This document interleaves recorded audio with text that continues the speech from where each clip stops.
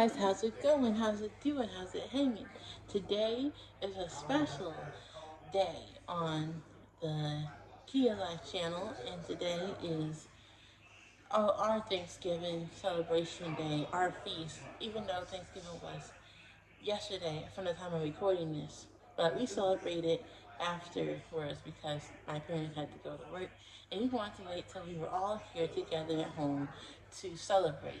And we are celebrating. We are cooking our feast right now. It should be done soon, but today, I wanted to come up here to show you guys the process of me making what to me is the very important part of a Thanksgiving feast, mac and cheese. Yes, we're making the mac and cheese today. And I want to take you guys through the process of that to show you how kind of simple it is to make mac and cheese. And you can really make it at home. You don't have to buy that Stouffer's, whatever, people buy from the supermarket or grocery store. You can make it at home, and it's not really hard. So I really wanted to show you guys the process of that, and we're gonna get started really soon. So yeah, stay tuned, stay tight, and we're gonna get on with the process now. All right.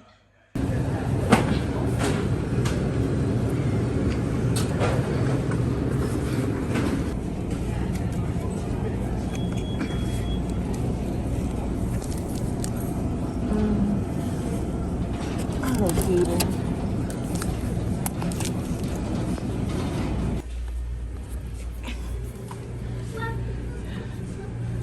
Just wait.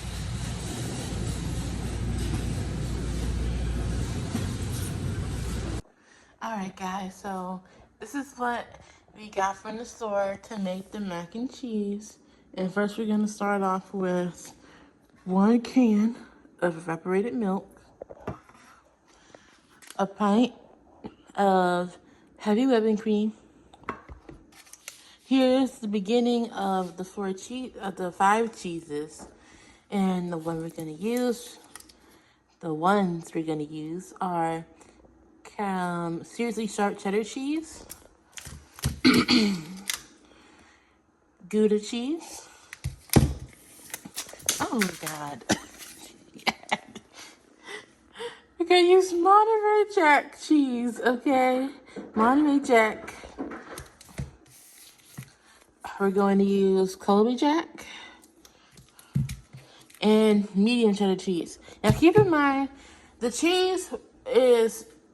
type of cheese you use is all depending on you and what you like.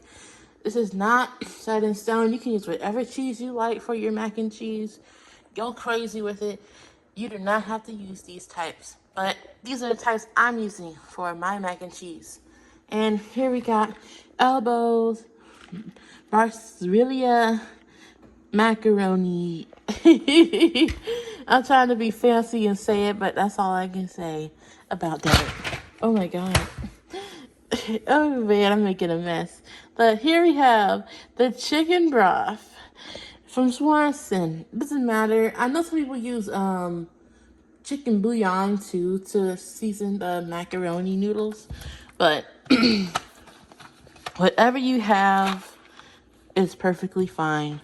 But here's some of them. I'll show you the rest when it comes time to cooking, but those are a little bit more minute, and for the most part, I believe you guys should have these, what we're going to use also. But yes, this is what I just wanted to show you guys what we got from the store, and we're going to be using this to make the mac and cheese. So, yeah. Alright, so I showed you guys all the ingredients already, but we're going to start off first by boiling some water and boiling up the macaroni pasta until al dente, which usually takes 7 to 8 minutes. So, yeah, I'm going to put the water in this pot here, and we're gonna boil it until al dente, and yeah, we're gonna start from there. I'm also going to add chicken broth to the water to give taste to the pasta. You could also just add salt if you want to, but I want to be a little bit fancy and add some chicken broth to it instead to season it. I also heard people use chicken bouillon too as well, but whatever you have is perfect to just season the water with. So yeah. The water chicken broth concoction is now boiling, and it's time to put the macaroni noodles inside it to let it cook till al dente, which takes about 7 to 8 minutes. So we're gonna let that happen, and yeah, I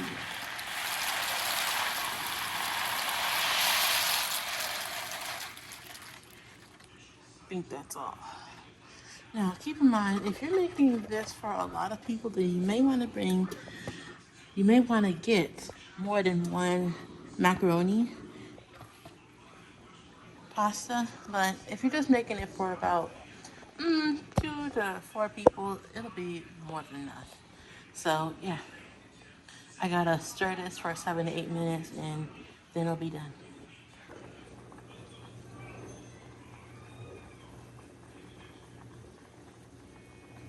Just strained the macaroni noodles, and now I got them in the pan again, drained, but I put half a stick of butter in here.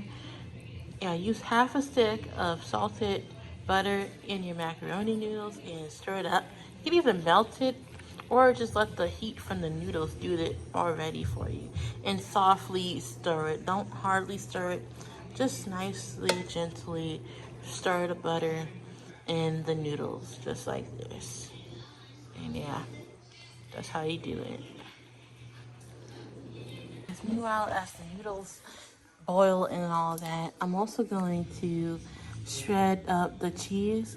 And you want to make sure you use blocks of cheese, guys. Do not use the already shredded up cheese, because if you use the already shredded up cheese, then the cheese sauce is gonna get really blocky, and it's just gonna get really solidy and not that nice creamy cheesy consistency that we're looking for the mac and cheese. So it's very important to use blocks of cheese instead of just already shredded up cheese. So we're gonna use this. We're gonna shred it up. It's gonna take a minute. So I'll come back when it's all done.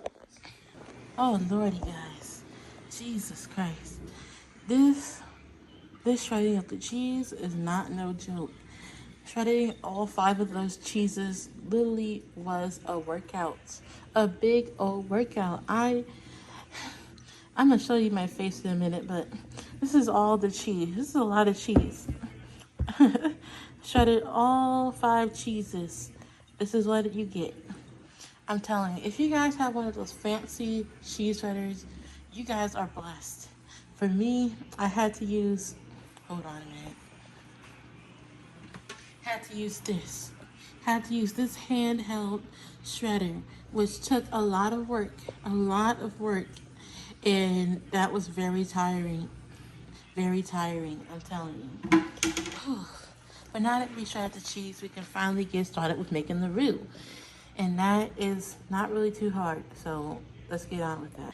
And just so you guys can see my face, you can't really see the sweat, but I was definitely sweating a lot during that whole shredding the cheese. I was very taxing, very taxing. So yeah. So for people who had to shred the cheese on their own without a fancy cheese shredder, we definitely got our calorie burn in, didn't we? We sure did. We sure did. So, guys, so now here we are with our roux making. First thing first, you're gonna need about 1 to 2 tablespoons of butter. I'm using salted sweet cream butter. And you also need 2 tablespoons of all-purpose flour, which I'm using in this bag. You can't see it, but that's what's in the bag, all-purpose flour. And I'll come back.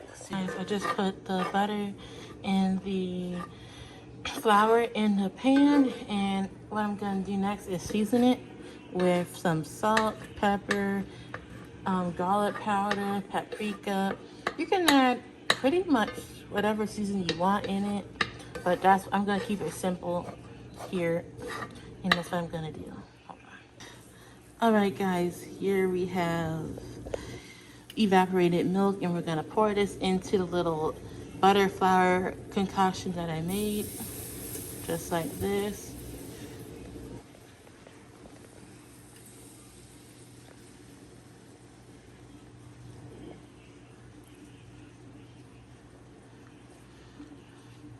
When you're a one cruise show, right? Find a way to do it. Record and cook at the same time. All right, so now we're also going to add some heavy whipping cream as well. About a pint. I'm just gonna probably put half in here. What's in here into it. I'm gonna cheapskate it, but whatever is a pint, you guys do it. But I'm gonna put half of this heavy cream in here. So yeah, I'll be right. So now that I got all of it mixed up, I'm also going to put a little bit of the cheese that I just shredded up into the roux thing to make it nice and thick, like a cheese sauce. And I'm gonna mix a little bit of the cheese as much as you need. Go by the eye. I hope I filmed some of that. Just get by the eye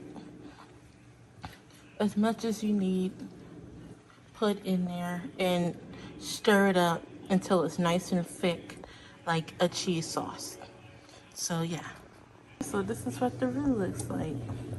All mixed up, all nice and pretty. Back to the pasta. I added 2 eggs. Add 2 eggs to your pasta. I also added the butter, like I said earlier, but also add 2 eggs. I just wanted to get the cheese roux and all that together because I wanted everything to be nice and done and ready for the togetherness, the building of the mac and cheese. So I just wanted to get that all together. But yeah, get 2 eggs and stir it up with the mac and cheese. Hopefully it's not too stiff because I had it sitting for a little bit. So it's not too stiff, but I'm definitely going to have to carefully work it in with the macaroni pasta. I'll catch you guys up later. Alright guys, so here we got the roux, and I'm going to pour it into the mac and cheese and slowly but surely mix it together. Maybe a little messy, but so be it. But yeah, mix it up slowly but surely into the mac and cheese, like so.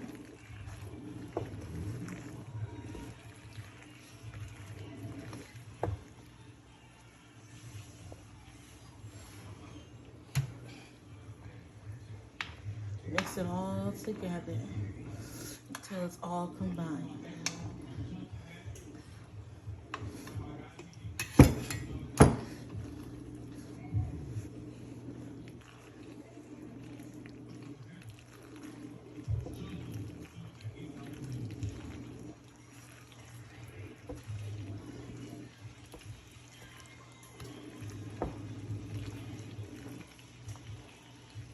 And then we got the final layer of cheese sauce.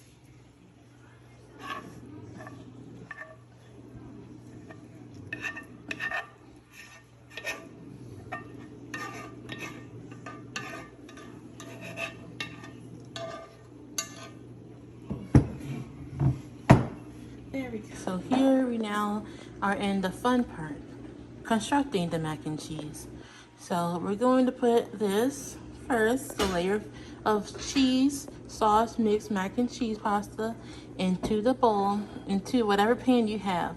I'm going to use this casserole bowl for our mac and cheese. Whatever pan you have, use it to your ability to make the mac and cheese. So if you have a big family that you're feeding, definitely get a big one. Make sure it's big enough, or you have to use 2. Hopefully, it looks a lot for me too. I hope this can fit in here. We're gonna see.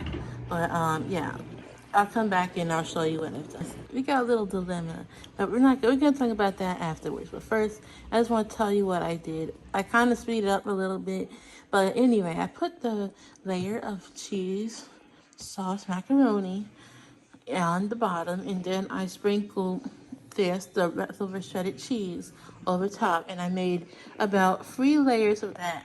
So you want to do 3 layers, or how many layers you need to do for your macaroni to make it nice and full. But the thing is, we have a lot left. Look how much macaroni we have left. This is a lot left. And this is like the top. I'm not gonna be able to put any more on here. Every year, I make mac and cheese. It's always too much. And it's gonna be the same thing this year. It's gonna be a lot left. I don't know what to do. I'm gonna have to consult my mother with this. But yeah, this is how you do it, guys. You make a mac and cheese. Alright guys, so now I have the oven set at 350 and I'm gonna cook this for 30 minutes in the oven. It's nice and cozy in there, and I'm gonna cook it for 30 minutes. And also, I think after the 30 minutes, we're gonna let it boil, and we're gonna see how it looks at that point. So I'll catch you up when the time comes to take it out. So here's the mac and cheese. It's a little crispy. It's quite crispy because I made a little bit of mistake. I think I left it, after letting it cook for 30 minutes, regular for bake, I put it on broil to let it also crisp on the top. And I think it got a little bit too crispy, but it's not all the way burned. It's not burned completely. Thankfully, they saved it. My dad saved it at the last moment, but it's still good. Just really crispy. And yeah, I'm gonna let it sit for a bit, and we still got a lot of other things left to cook for our feast, so we gotta wait for that. So yeah. Alright guys, I'm gonna take a bite and see. It's still moist, like I said, it's still nice and moist and creamy on the inside. It's just really crispy on the outside, but that's all that matters to me. Hopefully you guys learn from my mistake. Make sure to don't even broil it. I don't think you need to broil it. Just cook it for 30 minutes and you'll be good. Learn from my mistake. Alright guys, here's my plate, my Thanksgiving plate right here. I got a nice good scoop of the mac and cheese. I got a nice good scoop of the cabbage. I got a nice good piece of the ham. I got a nice good piece of the cranberries. And I got 2 good pieces of the bread rolls. I'm gonna sit down and enjoy this right up. Yum yum guys, yum yum. Alright guys, so that's gonna be it for today's video.